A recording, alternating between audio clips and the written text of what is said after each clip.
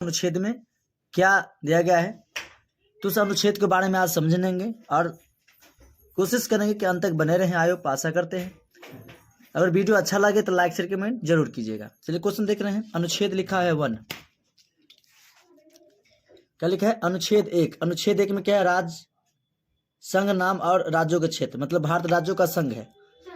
कितने अनुच्छेद में लिखा गया है? अनुच्छेद कितने में लिखा गया? भारत राज्यों का संघ है, संघ, नाम और राज्य। अनुच्छेद 2 बताएंगे। अनुच्छेद 2 में क्या लिखा है? नए राज्यों का प्रवेश या गठन। अनुच्छेद 2 में क्या लिखा है? नए राज्यों का प्रवेश या गठन, मतलब नया राज्य अगर बनाएंगे तो किस अनुच्छेद में जाएंगे? अनुच्छेद 2 में। अनुच्छेद 32 से 35 मूल अधिकार। अगर मूल अधिकार के बारे में आप बताएंगे तो क्या कितना अनुच्छेद में? 12 से 35। 12 से 35 अनुच्छेद कितने में है? मूल अधिकार। अनुच्छेद 14 क्या? विधि के समक्ष समानता। विधि मतलब कानून के सामने सब कोई क्या समान है, हिंदू हो या मुस्लिम, सिख हो या ईसाई, अमीर हो या गरीब हो, सब कानून के सामने समान है, यानी विधि के समक्ष समानता। अनुच्छेद 17 अस्पृश्यता का अंत। अनुच्छेद 19 के 1 क में लिखा परिवेश की स्वतंत्रता। प्रेस की स्वतंत्रता, प्रेस यानी जो मीडिया वाले कहीं भी जाके वो मीडिया कवर कर सकते हैं, न्यूज कवर कर सकते हैं। कितने अनुच्छेद में लिखे हैं? 19 के 1 क में लिखे हुए हैं।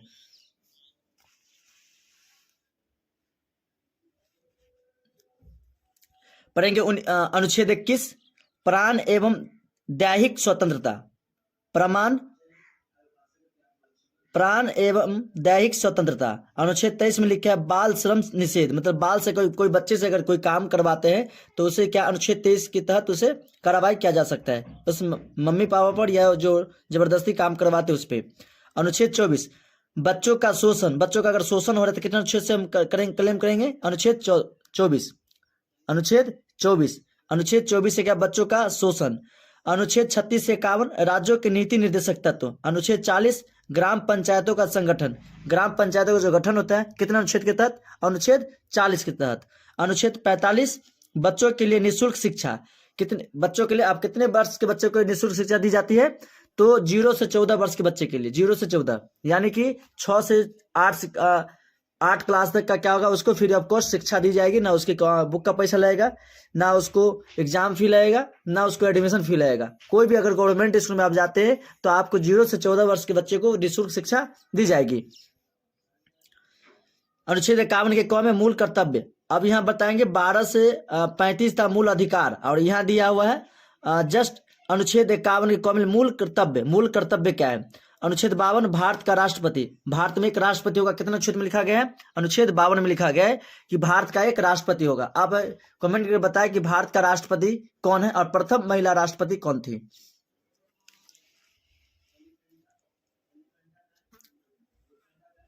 पढ़ेंगे अनुच्छेद 54। अनुच्छेद 54 के राष्ट्रपति के निर्वाचन। राष्ट्रपति का निर्वाचन होगा। अनुच्छेद 61 में लिखा है राष्ट्रपति पर महाभियोग लगाया जाएगा। अगर राष्ट्रपति कोई अदर काम करते हैं तो उस पर क्या लगा सकते? महाभियोग। लेकिन 14 दिन पहले उसे सूचना देना होगा, उसके बाद उस पर महाभियोग लगाया जा सकता है। अनुच्छेद 72 राष्ट्रपति को क्षमता दान की शक्ति, मतलब कोई भी आपको बचा सकता है तो इकलौता राष्ट्रपति है जो आपको बचा सकते हैं। तो कितना अनुच्छेद में लिखा गया? वो अनुच्छेद 72 में बताया गया है।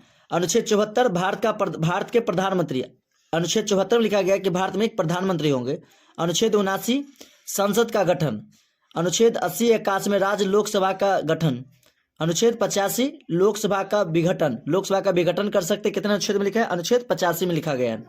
अनुच्छेद 108 संसद का संयुक्त अधिवेशन। संसद का एक संयुक्त अधिवेशन होगा। कितने में लिखा है? अनुच्छेद 108।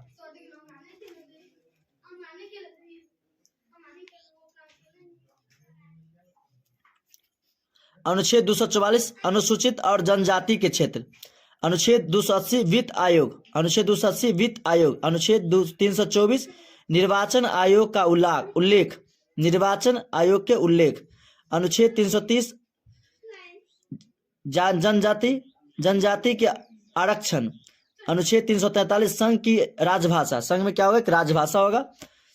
नेक्स्ट अनुच्छेद 352 आपातकाल का प्रावधान। आपातकाल का जब आपातकाल होगा तो 352 लगाएंगे। अनुच्छेद 356 राष्ट्रपति शासन का प्रावधान। अनुच्छेद 360 वित्तीय संकट का प्रावधान। जब वित्तीय संकट होगा तो अनुच्छेद 370 से बात करेंगे। राष्ट्रपति शासन का प्रावधान होगा तो 356 लगाएगा। आपातकाल का प्रावधान होगा तो 352 का अनुच्छेद लगाएंगे।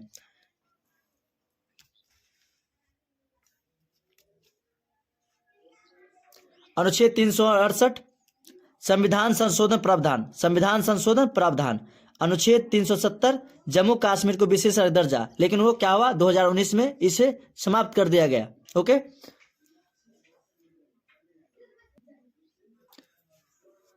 भारतीय संविधान के प्रमुख भाग, भारतीय संविधान के प्रमुख भाग, भाग 1 में संघ और राज्य के क्षेत्र, अनुच्छेद 1 से 4, अनुच्छेद 1 से 4। भाग 2 में नागरिकता, भाग 2 में क्या है नागरिकता, भाग 2 में नागरिकता, अनुच्छेद 5 से 11, 5 से 11। भाग 3 बहुत मौलिक अधिकार, अनुच्छेद 12 से 35। भाग 4 नीति निर्देशक तत्व, अनुच्छेद 36 से 51, 36 से 51। भाग 4 के क मूल कर्तव्य, 51 के क कब लिखा है, भाग 4 में लिखा है मूल कर्तव्य 51 के क में। भाग 8 केंद्र शासित प्रदेशों की प्रशासन, भाग कितने में लिखा है कि भाग 8 में केंद्र शासित प्रदेशों की प्रशासन।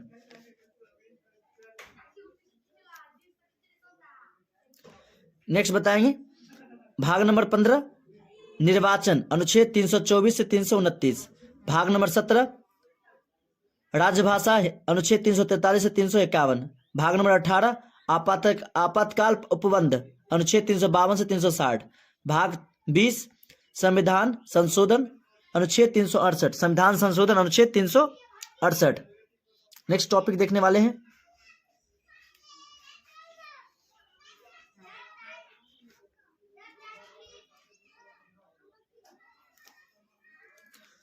मौलिक अधिकार एवं संबंधित अनुच्छेद, मौलिक अधिकार एवं संबंधित अनुच्छेद।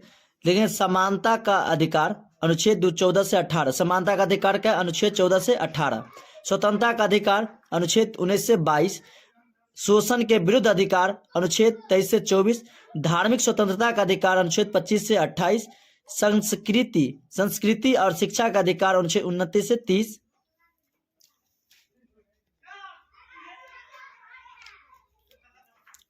संवैधानिक उपचारों का अधिकार, अनुच्छेद 31 से 35, अनुच्छेद 31 से 35।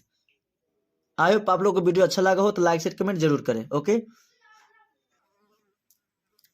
देखने वाले हैं पर्यटन स्थल निर्माणकर्ता एवं वर्ष। निर्माणकर्ता कौन थे, वो वर्ष, मतलब पर्यटन स्थल का नाम क्या है, निर्माणकर्ता मतलब उसको बनाने वाला, वर्ष मतलब कौन सा वर्ष। अजंता की गुफा कुमार शासकों ने 200 ईसा पूर्व में। एलोरा की गुफा बौद्ध द्वारा 450 से 650 ईस्वी। कांचीपुरम मंदिर पल्लव राजा 6ठी शताब्दी में।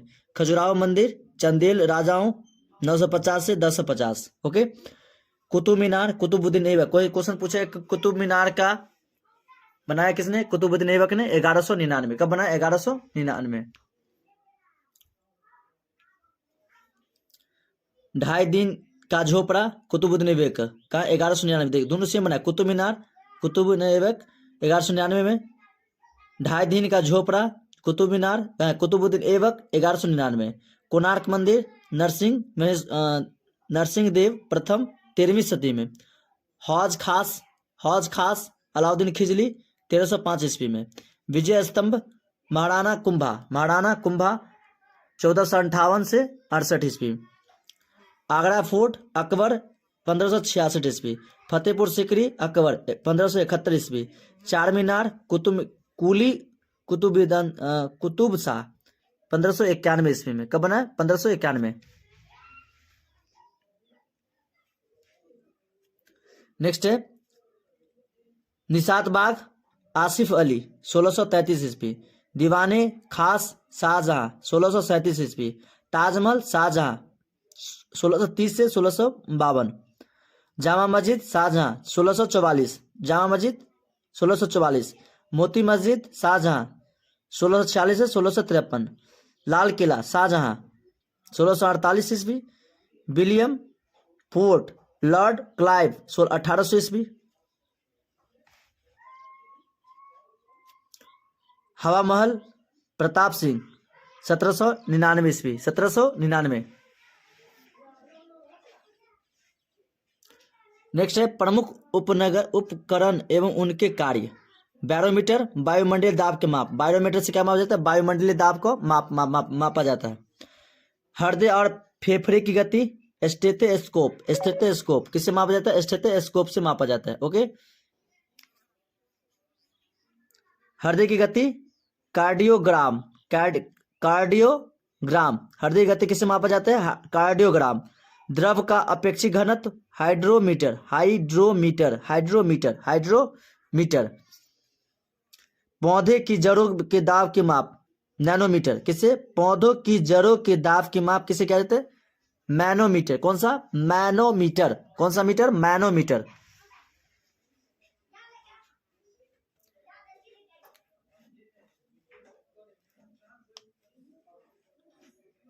नेक्स्ट बताएंगे वर्षा माप, रेन गेज। वर्षा माप किसे मापा जाता है? रेन गेज से। भूकंप की तीव्रता रिएक्टर स्केल, रिएक्टर स्केल। दूध की शुद्धता लैक्टोमीटर, दूध की शुद्धता की मापी जाती है लैक्टोमीटर। समुद्र की गहराई फैदोमीटर, समुद्री गहराई फैदोमीटर। हवा की शक्ति एवं गति एनोमोमीटर, एनोमोमीटर। वायुमंडलीय की आर्द्रता की माप हाइग्रोमीटर, किससे? हाइग्रोमीटर। भूकंप की माप यंत्र सिस्मोग्राफ, सिस्मोग्राफ। हवा की शक्ति एनोमोमीटर। वायुमंडल की आर्द्रता माप हाइग्रोमीटर।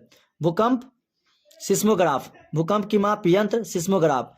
दो वस्तुओं के कोणीय दूरी की माप जाती है सेक्सटेंट, सेक्सटेंट। विद्युत धारा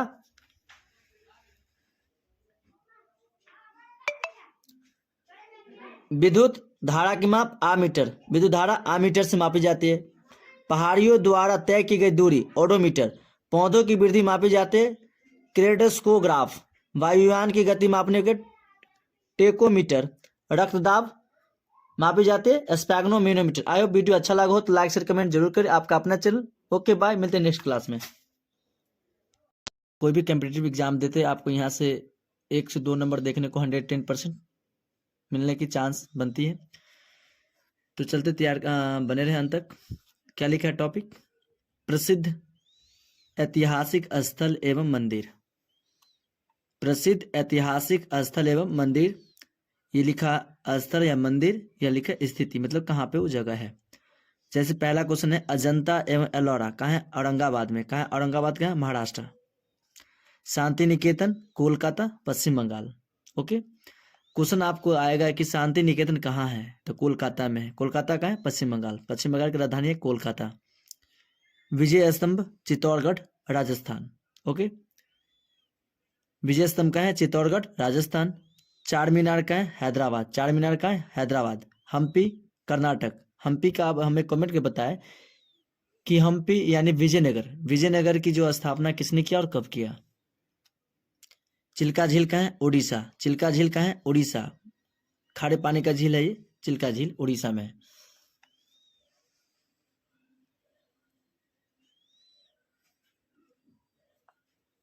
नेक्स्ट बताएंगे एलिफेंटा, एलिफेंटा कहाँ है? मुंबई में। एलिफेंटा कहाँ है? मुंबई। जामा मस्जिद दिल्ली। डल झील श्रीनगर। डल और बुलर झील है क्या? खारे मीठे पानी के झील है Srinagar. Nishant Bagh Srinagar. Nishant Bagh Srinagar. Shalimar Bagh Srinagar. Rock garden Chandigarh. Rock garden कहाँ है? चंडीगढ़ में।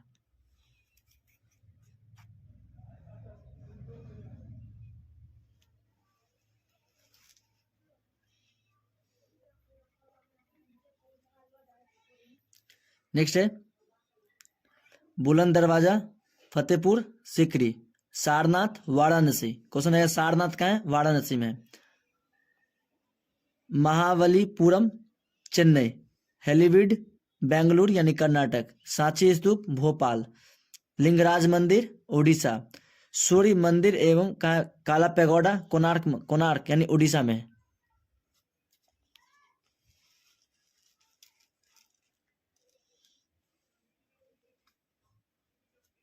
नेक्स्ट क्वेश्चन है दक्षिणेश्वर मंदिर कहाँ है? कोलकाता पश्चिम बंगाल। सोमनाथ मंदिर गुजरात। कैलाश मंदिर एलोरा महाराष्ट्र। रियंकाकेश्वर मंदिर नासिक महाराष्ट्र में। महाबलेश्वर मंदिर महाराष्ट्र, महाराष्ट्र मौसे महाराष्ट्र। दिलवाड़ा जैन मंदिर माउंट आबू राजस्थान, माउंट आबू राजस्थान। ब्रह्मा मंदिर दिलवाड़ा का जैन मंदिर कहाँ है? माउंट आबू। ब्रह्मा मंदिर पुष्कर राजस्थान। ब्रह्मा मंदिर कहाँ है? पुष्कर राजस्थान। आपको ये भी पूछेगा पुष्कर कहाँ है? राजस्थान में है।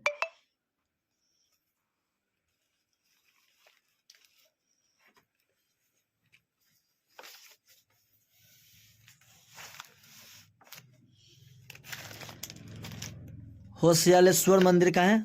हेली बीड कर्नाटक। तट मंदिर कहाँ है? महाबलीपुरम तमिलनाडु। रामेश्वर मंदिर कहाँ है? तमिलनाडु। रामेश्वर मंदिर तमिलनाडु। मीनाक्षी मंदिर मुदरई म से मीनाक्षी या म से मुदरई तमिलनाडु। बृहदेश्वर मंदिर तंजावुर तमिलनाडु। नटराज मंदिर चिदम्बरम। नटराज मंदिर कहाँ है? चिदम्बरम तमिलनाडु। चिदम्बरम तमिलनाडु। वेंकटेश्वर मंदिर कहाँ है? तिरुपति आंध्र प्रदेश।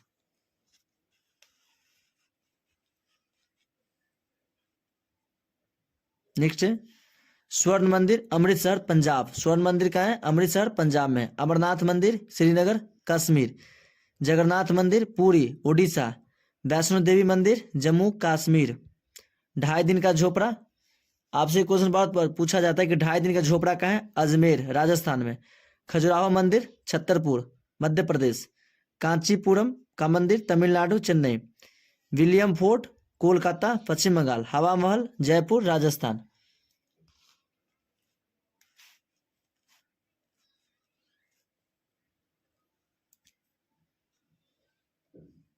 2.5 दिन के झोपड़ा कहाँ है? अजमेर राजस्थान। पूछेगा कि 2.5 दिन का झोपड़ा कहाँ है? अजमेर में राजस्थान। खजुराहो मंदिर कहाँ है? छतरपुर मध्य प्रदेश। कांचीपुरम का मंदिर तमिलनाडु का चेन्नई। विलियम फोर्ट कोलकाता पश्चिम बंगाल। हवा महल जयपुर राजस्थान। जयपुर राजस्थान। राजस्थान की राजधानी जयपुर में है हवा महल। हवा महल कहाँ है? जयपुर। झूलता मीनार अहमदाबाद। नेक्स्ट टॉपिक नंबर 2 देखेंगे यहाँ पर।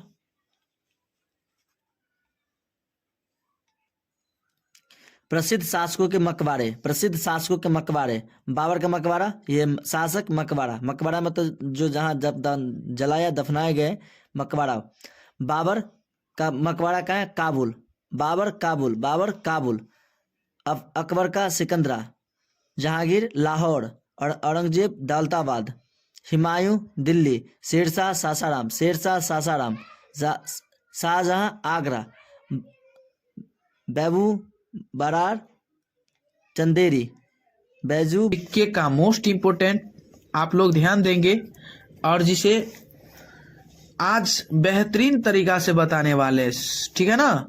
तो शुरू से अंत तक हमारे साथ बने रहें और साथ ही साथ आप लोग इसे सब्सक्राइब नहीं किए हैं तो आप लोग इसे सब्सक्राइब कर लीजिए, लाइक कर लीजिए और कमेंट कर लीजिए। तो चलिए हम बताने वाले हैं सबसे पहले बेहतरीन बहुत आसान तरीका से। तो चलिए सबसे पहले जानेंगे कि यानी राज्य क्या है जी? इसका असम यानी असम क्या है? असम का असम में है, ठीक है ना, लेकिन असम लिखल है, असम, ठीक है ना। चलिए बताइए असम की राजधानी क्या होता है? असम की राजधानी दिसपुर, पता है ना। असम की राजधानी आपसे पूछ लिया जाए कि असम की राजधानी क्या है जी, तो दिसपुर है, ठीक है। चलिए असम का क्षेत्रफल, असम का क्षेत्रफल कितना है बताइए? 78,438 वर्ग किमी। 78,438 वर्ग किमी है, ठीक है। चलिए असम का जनसंख्या यानी असम का जनसंख्या, ठीक है, असम का जनसंख्या कितना है जी बताइए? तो 3.14 यानी 12 करोड़। कितना है? 3.12 करोड़। 3.12 करोड़ है जनसंख्या असम में, ठीक है। चलिए अब बताते हैं असम में पुरुष की मतलब संख्या कितना है, यानी पुरुष लोग असम में कितने हैं, ठीक है। तो 1.59 करोड़। 1.59 करोड़ है। कितना है पुरुष असम में? 1.59 करोड़ है असम में, ठीक है ना। अब बताइए असम में महिला कितना है? तो महिला की संख्या जो 1.52 करोड़। 1.52 करोड़। 1.52 करोड़ है। कितना है जी? 1.52 करोड़ महिला की संख्या असम में, ठीक है। चलिए बताते हैं आप लोग को बीच जुड़े रहिए हमारे साथ। चलिए क्वेश्चन पे ध्यान दीजिएगा आपका। जनसंख्या का घनत्व, तो जनसंख्या का असम में जनसंख्या का घनत्व है यानी 398 व्यक्ति प्रति वर्ग किमी, यानी जनसंख्या का घनत्व जो है जी 398 यानी व्यक्ति प्रति वर्ग किमी, ठीक है। चलिए अब असम में लिंगा यानी लिंगानुपात कितना है, तो 958 महिलाएं प्रति 1000 पुरुष, यानी 958 महिलाएं प्रति 1000 पुरुष है, ठीक है। असम में साक्षरता कितना है दी बताइए, तो 72.2%। कितना है जी, 72.2% है साक्षरता, ठीक है, असम में। चलिए चलते हैं, अब बताते हैं पुरुष के बारे में। पुरुष यानी 78.8%, 78.8% है पुरुष। महिला 66.3%, महिला कितना है जी 66.3%, 66.3% जो है महिला है, ठीक है। मुख्य भाषा जो है जी असमिया, यानी असम का मुख्य भाषा जो है जी, यानी क्या है जी असमिया है, क्या है असमिया है, ठीक है। चलिए इसका कह दिया जाए कि असम का उच्च न्यायालय कहाँ है, तो गुवाहाटी, क्या है जी गुवाहाटी है। चलिए अब बताते हैं जी इसका मोस्ट इम्पोर्टेंट, आप लोग समझ गए होंगे, ठीक है। चलिए अगले नंबर क्वेश्चन पे ध्यान दीजिएगा, यही में आपका क्वेश्चन है। बताइएगा अन्य नाम, यानी असम का अन्य नाम क्या है जी, तो कामरूप, क्या नाम है कामरूप है। असम का अन्य नाम जो है कामरूप है, ठीक है। मुख्य खाद्य फसल, असम का मुख्य खाद्य फसल क्या है, चावल, क्या है चावल है। चलिए असम में जिला कितना है जी बताइए, असम में जिला 32, कितना है 32 है, ठीक है। असम में विधान यानी विधानमंडल एक सदनीय है। अब बताइए असम में लोकसभा के सदस्यों की संख्या 14 है, कितने 14 है। लोकसभा सदस्यों की संख्या कितने जी 14 है। अब बताइए राज्यसभा सदस्यों की संख्या, राज्यसभा सदस्यों की संख्या 7, क्या है 7 है। अब बताइए असम का राज्य दिवस 21 जनवरी को मनाया जाता है। कब मनाया जाता है, 21 जनवरी को। असम का राजकीय पशु है एक सींग वाला गेंडा है।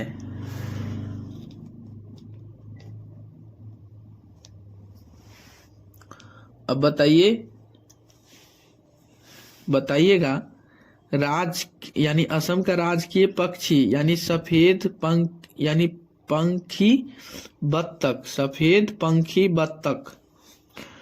असम का प्रथम राज्यपाल कौन था, जयराम दौलत राम, यानी असम का प्रथम राज्यपाल जो था वो उसका नाम क्या था जी, जयराम दौलत राम। चलिए असम का प्रथम मुख्यमंत्री गोपीनाथ बोरदोलोई, ठीक है। चलिए प्रमुख उद्योग यानी असम का प्रमुख उद्योग क्या है जी, चाय है, क्या चाय। सबसे प्राचीन तेल क्षेत्र डिगबोई, सबसे प्राचीन तेल क्या है जी, डिगबोई है, ठीक है। चलिए मेरे भाई, उम्मीद करते हैं कि आप लोग इसे अच्छा तरीका से समझ गए होंगे। तो चलिए आज के लिए इतना है, तब तक के लिए बने रहे। ऐसा वीडियो पाने के लिए हमारे साथ कंटिन्यू जुड़े रहें। इसी के लिए फिर मिलेंगे। हेलो एवरीवन, आज की क्लास में बताने वाले हैं मेरे भाई और बंधु, ध्यान दीजिएगा। क्लास 10th का सोशल साइंस का मोस्ट इम्पोर्टेंट सब्जेक्टिव क्वेश्चन के बारे में बताने वाले। तो ध्यान दीजिएगा, आपका फर्स्ट नंबर क्वेश्चन के बारे में पहले जानेंगे क्या कह रहा है। ध्यान दीजिएगा, ठीक है ना। और आप लोग एक एक क्वेश्चन को कॉपी में लिखकर और इसे याद कर लीजिए, ठीक है ना। याद अभी से ही करना चालू कर दीजिए ताकि आपको आगे दिक्कत ना हो, परेशानी ना हो। और एग्जाम का भी बहुत नज़दीकी आ रहा है कि आप लोग इसे मेहनत करना चालू कर दें जल्द से जल्द, ठीक है ना। कुछ जिंदगी में आपको कुछ करना है तो आपको पढ़ना पड़ेगा, ठीक है ना, तब कुछ होगा। नहीं पढ़िएगा कुछ नहीं मिलेगा, इसीलिए पढ़ना चालू कर दीजिए। तो चलिए बताते हैं। आपका फर्स्ट नंबर क्वेश्चन जो है, बताइएगा इटली के लिए, यानी इटली के एकीकरण में किन्हीं 3 प्रमुख नेताओं के नाम लिखे। यानी इसका कहना है जी कि इटली के एकीकरण में किन्हीं 3 प्रमुख नेताओं के नाम लिखना है, ठीक है। तो उत्तर में लिखिएगा, ठीक है। इटली के एकीकरण में किन्हीं 3 नेताओं के नाम पहले निम्नलिखित है। क्या है? निम्न है या निम्नलिखित है, जो भी लिखिए सब सही है। तो एक में जो है मैजनी काउंट कावूर, यानी काउंट कावूर तथा गैरी बाल्डी। क्या है जी? गैरी बाल्डी है। समझ गए होंगे उम्मीद करते हैं। चलिए सेकंड नंबर क्वेश्चन पे ध्यान दीजिएगा आप लोग। सेकंड नंबर क्वेश्चन है आपका, मोस्ट इंपोर्टेंट है, ध्यान दीजिएगा। दूसरा नंबर क्वेश्चन है आपका, इटली जर्मनी के एकीकरण में ऑस्ट्रेलिया की क्या भूमिका थी। तो बताइए, उत्तर में लिखिएगा इटली तथा जर्मनी के एकीकरण में सबसे बड़ा बाधक ऑस्ट्रेलिया देश बन रहा था, ठीक है। और यह देश दोनों देशों के यानी आंतरिक मामलों में हस्तक्षेप किया करता था, ठीक है। तथा बताइएगा, तथा ये जो कर रहा था ना जी, राष्ट्रव्यापी आंदोलन यानी राष्ट्रव्यापी आंदोलन को कुचलने में जनता को सहयोग करता था। कुचलने में क्या करता था जी? जनता को सहयोग करता था। अतः जर्मनी तथा इटली के एकीकरण में जर्मनी तथा इटली के एकीकरण में सबसे बड़ा बाधा के रूप में ऑस्ट्रेलिया का योगदान था। क्या था जी? सबसे ज्यादा ऑस्ट्रेलिया का ही योगदान था, ठीक है। चलिए अगला नंबर क्वेश्चन पे ध्यान दीजिएगा। मोस्ट इंपोर्टेंट क्वेश्चन है जी, ध्यान दीजिएगा, ठीक है ना। और एक एक क्वेश्चन को आप लोग कॉपी में नोट करना चालू कर दीजिए।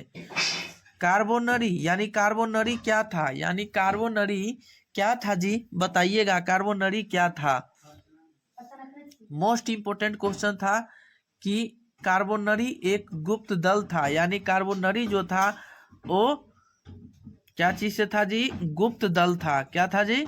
गुप्त दल, जो राष्ट्रवादियों के द्वारा इटली में गठन किया गया था। यानी जो राष्ट्रवादियों के द्वारा इटली में गठन किया गया था।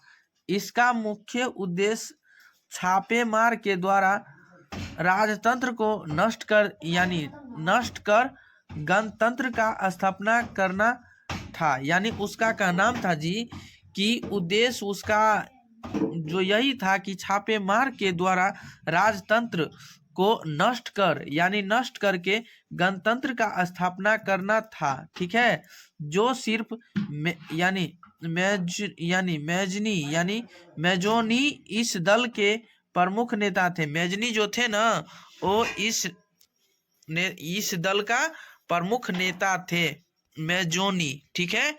चलिए अगला नंबर क्वेश्चन पे ध्यान दीजिएगा। 4 नंबर क्वेश्चन है आपका, बताइएगा। मोस्ट इंपोर्टेंट क्वेश्चन है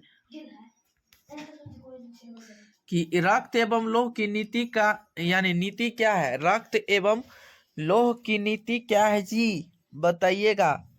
मोस्ट इंपोर्टेंट क्वेश्चन है, उत्तर में लिखिएगा आप लोग कि रक्त एवं लौह की नीति का यानी प्रतिपादन बिस्मार्क ने किया था। यानी कोई आदमी कह दिया कि रक्त एवं लौह की नीति का अवलंबन किसने किया है जी, यानी प्रतिपादन किसने किया है, तो बिस्मार्क ने ही किया था। किसने किया? बिस्मार्क ने ही किया था।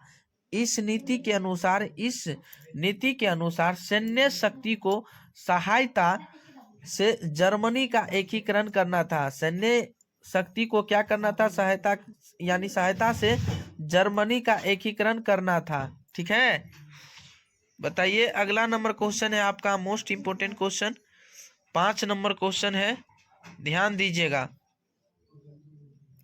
कि इटली के एकीकरण में मैजिनी का क्या योगदान था। यानी इटली का एकीकरण में मैजिनी का क्या योगदान था जी, तो बताइएगा जी। जोसेफ मैजनी साहित्यकार, गणतांत्रिक विचारों का समर्थक था, यानी तथा योग्य सेनापति था। ठीक है, और वह इटली में राष्ट्रवादी वह जो किया, इटली में राष्ट्रवादियों विचारों का प्रचार प्रसार किया करता था। ठीक है, तथा यंग इटली नामक और यंग यूरोप नामक 2 संस्था का स्थापना किया। किसने किया जी? मैजनी ने किया।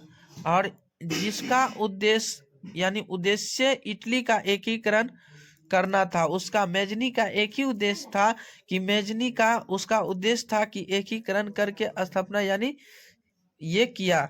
ठीक है, नामक एवं यंग यूरोप का नाम 2 संस्था मैजनी ने स्थापना किया, जिसका उद्देश्य इटली का एकीकरण था। ठीक है ना, समझ गए होंगे उम्मीद करते हैं। अतः बताइएगा मोस्ट इंपोर्टेंट, अतः इटली के एकीकरण में जोसेफ भेजने का महत्वपूर्ण योगदान था। किसका भेजने का? जोसेफ भेजने का महत्वपूर्ण योगदान था। चलिए, मोस्ट इंपोर्टेंट क्वेश्चन आ गया आपके बोर्ड के सामने, जो कि स्क्रीन बोर्ड के सामने, जो कि आप लोग देखते होंगे। बहुत आसान तरीका से बताएंगे मेरे भाई, याद हो जाएगा। एक एक क्वेश्चन को आप लोग कॉपी और पेन निकाल कर इसे नोट कर लीजिए और इसे याद कीजिए, अभी से याद रख लीजिए। ठीक है ना, और साथ ही साथ यदि आपका अपना चैनल KVS कोचिंग सेंटर को सब्सक्राइब नहीं किए हैं तो आप लोग इसे सब्सक्राइब कर लीजिए और लाइक कर लीजिए और सारे दोस्तों के पास भी शेयर कर ले, ताकि जब लाइव क्लास आऊं तो आप लोगों को भी जरूर मिल सके। ठीक है ना, तो चलिए बताते हैं। अब चर्च करते हैं गैरीबाल्डी के कार्यों की चर्च करेंगे। किसके बारे में? गैरीबाल्डी के कार्यों की चर्च करें। तो चलिए चलते हैं। आज का बहुत बेहतरीन क्लास है कि गैरीबाल्डी का जन्म जो हुआ था 1807 ईस्वी में। गैरीबाल्डी का जन्म कब हुआ था जी? 1807 ईस्वी में। किस नामक नगर में हुआ था? यानी किस नामक नगर में हुआ था? तो गैरीबाल्डी पैसे से एक नाविक था। गैरीबाल्डी आपको ऑब्जेक्टिव में फिक्स है, 1 नंबर यहाँ से नोट कर लीजिए। पहले आपसे पूछेगा कि गैरीबाल्डी का जन्म कब हुआ? तो 1807 ईस्वी में हुआ। गैरीबाल्डी पैसे से क्या था? यानी गैरीबाल्डी पैसे से क्या था जी? तो नाविक था। फिक्स है, 2 नंबर ले लीजिए यहीं से। ठीक है ना, और बताइए, गैरीबाल्डी एक महान क्रांतिकारी था। गैरीबाल्डी जो कहेगा क्या था वो, गैरीबाल्डी जो था वो क्या था जी? तो महान क्रांतिकारी था तथा मैजिनी के विचारों का समर्थक था। मैजिनी का विचारों का समर्थक था। इटली में उस समय बुर्बो वंश का शासनकाल था और इस राजवंश से इटली के बताइएगा, इटली के आम जनता काफी परेशान हो गए थे। यानी इटली का जो जनता काफी परेशान हो गए थे। इटली के सभी जनता गैरीबाल्डी के विचारों का समर्थक हो गए थे। गैरीबाल्डी, इटली के जितने भी जनता लोग जो थे वो सारे लोग उसके विचारों का समर्थक हो गए थे। गैरीबाल्डी इटली का एकीकरण करने में गैरीबाल्डी का महत्वपूर्ण योगदान था। इटली के एकीकरण करने में किसका योगदान था जी? गैरीबाल्डी का ही महत्वपूर्ण योगदान था। ठीक है ना, समझ गए होंगे उम्मीद करते हैं। चलिए अगला नंबर क्वेश्चन के बारे में बताएंगे क्या कह रहा है, ध्यान दीजिएगा। 7 number question most important question है मेरे भाई मेरे बंधु। चलिए बताते हैं 7 नंबर क्वेश्चन के बारे में। पहले जानेंगे 1848 की क्रांति यानी फ्रांसीसी क्रांति के बारे में लिखें। तो आपका क्वेश्चन है, पहले पढ़िएगा 1848 की फ्रांसीसी क्रांति के बारे में लिखें, यानी लिखना है आपको। तो सबसे पहले लिखना है जी कि 1848 ईस्वी की फ्रांसीसी क्रांति के समय फ्रांस का शासक लुई फिलिप था। क्या था जी? लुई फिलिप था। ठीक है, और वह एक उदारवादी शासक था। वह जो था ना, वो उदारवादी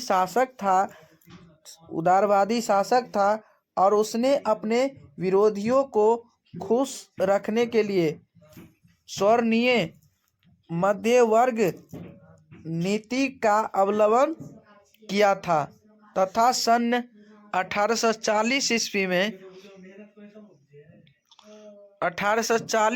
में गीजो को प्रधानमंत्री नियुक्त किया था। गीजो को प्रधानमंत्री नियुक्त किया था। गीजो का यानी कट्टरवादी नेता था लुईस फिलिप। केवल पूंजीवादी वर्गों को अपने साथ रखना चाहता था। पूंजीवादी वर्गों को अपने साथ क्या रखना था? वह पूंजीवादी वर्गों को अपने साथ रखना चाहता था। लुई फिलिप के शासनकाल में फ्रांस में भूखमरी तथा बेरोजगारी की स्थिति उत्पन्न हो गया था। यानी इसका कहना है जी कि लुई फिलिप के शासनकाल में, यानी उसका जब तक शासनकाल में फ्रांस में जो हो गया था, भूखमरी तथा बेरोजगारी की स्थिति उत्पन्न हो गया था। ठीक है, अतः फ्रांस में लुई फिलिप के प्रति जनता में असंतोष था, जिसके कारण जी 1848 ईस्वी में फ्रांसीसी की क्रांति हुआ।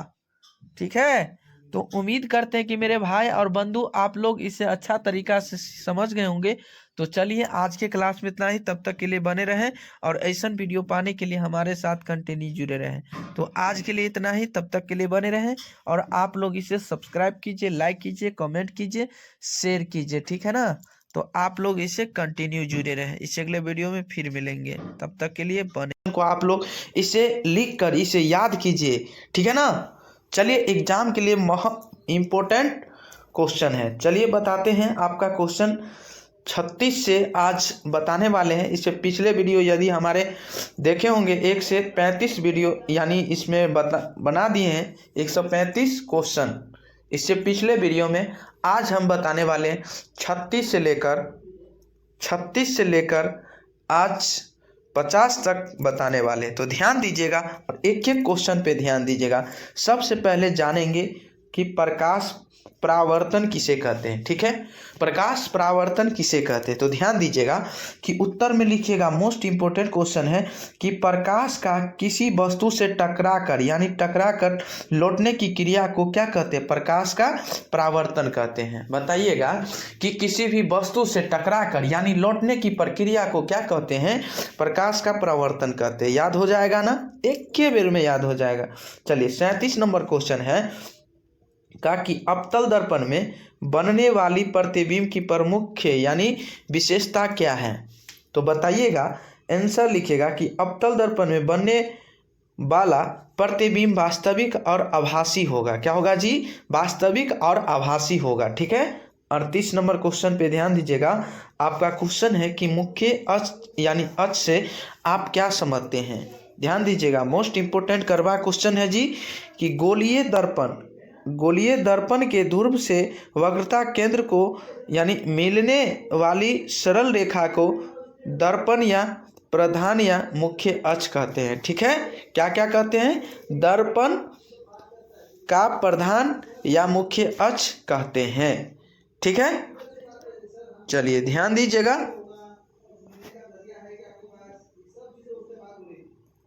अब बताएंगे, आपका क्वेश्चन है कि गोलीय दर्पण है क्या?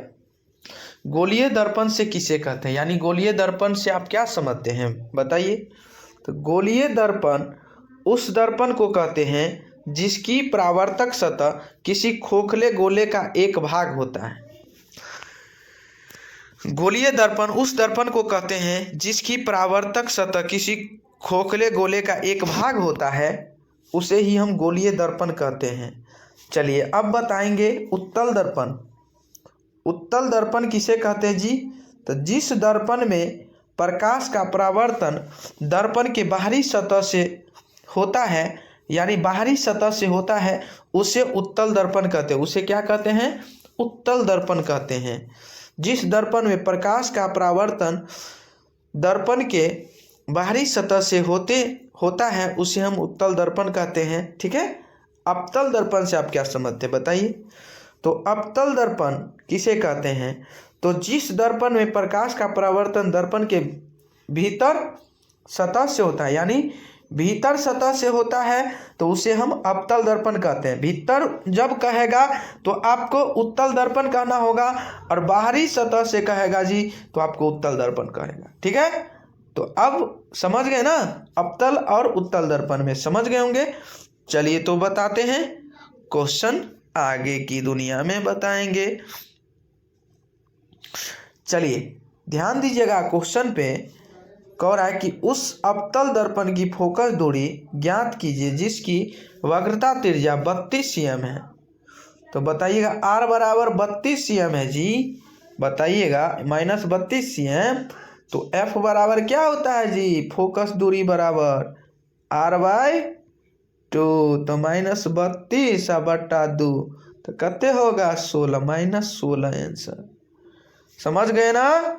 तो यानी फोकस दूरी का मान कितना हो जाएगा आपका? -16 आंसर हो जाएगा। ठीक है ना?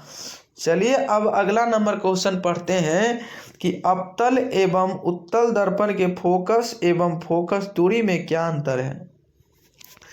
इसका कहना है जी कि अवतल दर्पण एवं उत्तल दर्पण के फोकस दूरी में यानी फोकसांतर में इसका क्या अंतर है। तो बताइए, पहला पॉइंट आप देखेंगे कि अवतल दर्पण का फोकस वास्तविक और फोकस दूरी ऋणात्मक होता है, जबकि उत्तल दर्पण का फोकस काल्पनिक एवं फोकस दूरी धनात्मक होता है। देखिए, अवतल दर्पण का फोकस दूरी जो होता है वो ऋणात्मक होता है। ठीक है, और उत्तल दर्पण की फोकस दूरी जो होता है वो धनात्मक होता है। ठीक है, समझ गए होंगे। चलिए ध्यान दीजिएगा, क्वेश्चन है 44 नंबर, दर्पण का द्वारक किसे कहते हैं। तो दर्पण के परावर्तक सतह को क्षेत्र को द्वारक कहते हैं। क्या कहते हैं? द्वारक कहते हैं। बताइए अगला नंबर, छाया किसे कहते हैं। जब किसी अपारदर्शी वस्तु पर प्रकाश पड़ता है तो प्रकाश को पड़ने के विपरीत और अंधेरा क्षेत्र बनता है, जिसे वस्तु का छाया कहते हैं। जिसे क्या कहते हैं जी? वस्तु का छाया कहते हैं। अपार वस्तु यानी अपारदर्शी वस्तु पर प्रकाश पड़ता है तो फिर प्रकाश के पड़ने के विपरीत और अंधेरा क्षेत्र बनता है, जिसे हम वस्तु का छाया कहते हैं। समझ गए ना? चलिए 46 नंबर क्वेश्चन कह रहा है, प्रतिबिंब किसे कहते हैं। प्रतिबिंब से आप क्या समझते हैं जी? बताइए, प्रतिबिंब से आप क्या समझते हैं। तो किसी वस्तु से यानी आ रही प्रकाश की किरणें परावर्तन या अपवर्तन के बाद जिस बिंदु पर मिलती हैं या जिस बिंदु से आती हुई मालूम पड़ती है, उसे हम वस्तु का प्रतिबिंब कहते हैं, उसे हम क्या कहते हैं, वस्तु का प्रतिबिंब कहते हैं। यानी इसका कहना है जिस बिंदु पर अपवर्तन यानी परावर्तन और अपवर्तन के बाद मिलती है या जिस बिंदु से आती हुई मालूम पड़ती है या पता चलता है उसे हम प्रतिबिंब कहते हैं। समझ गए ना, बहुत अच्छा से समझ गए होंगे आप लोग। तो चलिए हम जानेंगे सबसे पहले प्रकाश के परावर्तन के नियम लिखे, यानी प्रकाश के परावर्तन के नियम लिखना है। ठीक है, क्या लिखना है जी, नियम लिखना है। तो बहुत आसान तरीका से बताने वाले हैं कि क्या है, यानी प्रकाश के अपवर्तन के यानी परावर्तन के कितने नियम होते हैं, 2 नियम होते हैं। और अपवर्तन भी कह दिया जाए आप लोगों को बीच तो 2 ही नियम होते हैं, उसका भी 2 ही नियम होते हैं। तो ये क्वेश्चन पे आपको ध्यान रखना होगा, ठीक है ना। आप प्रकाश के परावर्तन के 2 नियम जो है वो कौन कौन है और दोनों का नाम बताएंगे। ठीक है, तो एक जो है परावर्तन का पहला नियम है, ठीक है, और दूसरा परावर्तन का दूसरा नियम बताएंगे। ठीक है, तो एक जो है आपतित किरण, परावर्तित किरण तथा आपतन बिंदु पर खींचा गया अभिलंब तीनों एक ही समतल में होता है। तीनों क्या होता है जी, एक ही समतल में होता है। ठीक है, दूसरा नंबर बताइएगा परावर्तन का दूसरा नियम, आपतन कोण परावर्तन कोण के बराबर होता है। यानी आपतन कोण जो है ना परावर्तन कोण के बराबर होता है, यानी कोण I बराबर कोण R। ठीक है, दोनों बराबर होगा। ठीक है, चलिए तो ध्यान दीजिएगा 48 नंबर क्वेश्चन, हजामत बनाने के लिए किस दर्पण का प्रयोग किया जाता है और क्यों। तो देखिए हजामत बनाने के लिए अवतल दर्पण का प्रयोग किया जाता है, क्योंकि जब चेहरा अवतल दर्पण के ध्रुव P तथा फोकस F के बीच होता है तो दर्पण में चेहरा बड़ा, सीधा और तथा आभासी प्रतिबिंब बनता है, इसीलिए अवतल दर्पण का ही हजाम उपयोग करता है। चलिए ध्यान दीजिएगा, बहुत कड़वा क्वेश्चन है 49 नंबर। ठीक है, प्रकाश की प्रकृति का विशेषताएं लिखिए, यानी लिखें। तो जानेंगे सबसे पहले आंसर लिखिएगा, प्रकाश की प्रकृति की विशेषताएं निम्न है, यानी निम्न है या निम्नलिखित है आप लिख सकते हैं। ठीक है, तो एक में जो है प्रकाश का निर्वात में भी गमन कर सकता है। ठीक है, दूसरा है इसकी चाल माध्यम की प्रकृति पर आधारित होती है। तीसरा है प्रकाश की विद्युत चुंबकीय विविकीकरण यानी विमुखीकरण है। ठीक है, 50 में है उत्तल दर्पण को साइड मिरर के रूप में क्यों उपयोग किया जाता है। मोस्ट इम्पोर्टेंट क्वेश्चन है, ठीक है, कड़वा क्वेश्चन है। तो ध्यान दीजिएगा कि उत्तल दर्पण को साइड मिरर के रूप में प्रयोग किया जाता है क्योंकि वे किसी वस्तु का हमेशा सीधा प्रतिबिंब बनाता है और यद्यपि वह छोटा होता है, इसका दृष्टि क्षेत्र काफ़ी बड़ा होता है क्योंकि ये बाहर की ओर वक्रित होता है। ठीक है, तो उम्मीद करते हैं कि मेरे भाई और बंधु आप लोग अच्छे होंगे, ईमानदार होंगे। तो आप लोग इसे अच्छे तरीके से आप लोग पढ़ लीजिएगा ताकि आपको दिक्कत लेने की कोई बात नहीं, कठिनाई लेने की कोई बात नहीं, और हमारे साथ कंटिन्यू जुड़े रहें। और साथ ही साथ ऐसा वीडियो पाने के लिए हमारे साथ कंटिन्यू जुड़े